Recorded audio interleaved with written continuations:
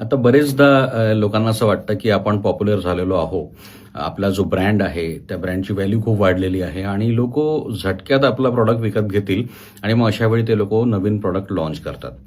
आता पेप्सी ही कंपनी तुम्हाला माहीत आहे, काही वेगळं सांगायची गरज नाही. मोठमोठ्या स्टार्सनी पेप्सीची जाहिरात केलेली आहे आपल्या देशामध्ये. पेप्सीनी एक वेळा एक नवीन प्रॉडक्ट काढलं आणि त्याचं नाव दिलं क्रिस्टल, पेप्सी क्रिस्टल. आणि ते व्हाईट कलरचं कोल्ड्रिंक होतं. म्हणजे जसं पेप्सीचं असतं कोल्ड्रिंक, तसंच सेम व्हाईट कलरचं होतं, पांढऱ्या रंगाचं होतं, शुभ्र. आता लोक कन्फ्यूज झाले. लोकांना वाटलं की हे कोल्ड्रिंक आहे की साधं मिनरल वॉटर आहे. लोकांना वाटलं की मग पाणी कशाला घ्यायचं एवढ्या भावामध्ये. त्याच्यामुळे लोकांना त्याची टेस्ट पण नाही आवडली, त्याचा रंगही नाही आवडला. लोक कन्फ्यूज झाले पहिली गोष्ट तर, पाणी आहे की कोल्ड्रिंक आहे म्हणून, की फक्त सोडा आहे म्हणून.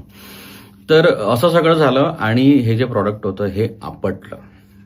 पेप्सीची लोकप्रियता खूप मोठी आहे, पण पेप्सीचं कुठलं प्रॉडक्ट चालतं हे आपल्याला माहीत आहे. त्यांनी नवीन प्रयोग करून पाहिला, त्यांनी ग्रँटेड धरलं लोकांना की अरे आपलं प्रॉडक्ट आहे तर चालणारच. बट तसं झालं नाही. तर त्यामुळे लोकांना ग्रँटेड घेणं, लोकांची आपल्याकडे जी लोकप्रियता आहे लोकांची, त्याला कसंही फिरवणं हे बरेचदा शक्य होत नाही. आणि त्याच्यासाठी एक वेगळी स्ट्रॅटेजी पाहिजे असते एखादं प्रॉडक्ट लॉन्च करायच्या आधी. तर या गोष्टींचा अभ्यास करणं फार महत्त्वाचं असतं. असं अनेक उदाहरणं आहेत कशा प्रकारे प्रॉडक्ट्स फ्लॉप झाले किंवा प्रॉडक्ट्स समोर चालायला लागले.